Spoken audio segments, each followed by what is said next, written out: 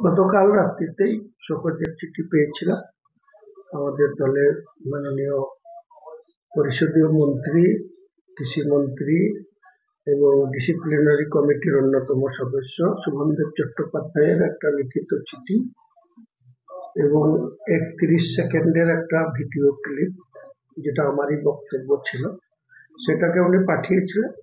কাল রাত্রিতে পেয়েছি। আজকে সকাল 9:35 মধ্যে যথাযোগ্য মর্যাদার সঙ্গে, সম্মানের সঙ্গে সেই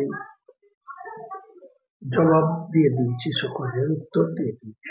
আমাকে হোয়াটসঅ্যাপে পাঠিয়েছিলেন উনি, আমিও হোয়াটসঅ্যাপে পিডিএফ করে দিয়েছি ওনার নাম্বারে। মন্তব্য দলের বিরুদ্ধে তো কোনো কথা বলিনি।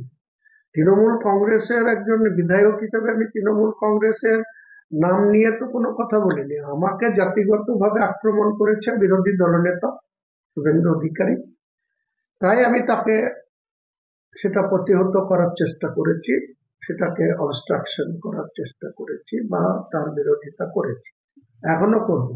অন্যায় করিনি তো ক্ষমার প্রশ্ন আসছে? আমি তো যে শোকজের লেটার, সেই লেটারে যা কোয়ারি ছিল, যা বক্তব্য ছিল, সেই লাইনেই তাদের উত্তর দিয়ে দিচ্ছি। এখানে অন্যায় নেই, তাহলে অন্যায়ের প্রশ্ন আসবে কেন?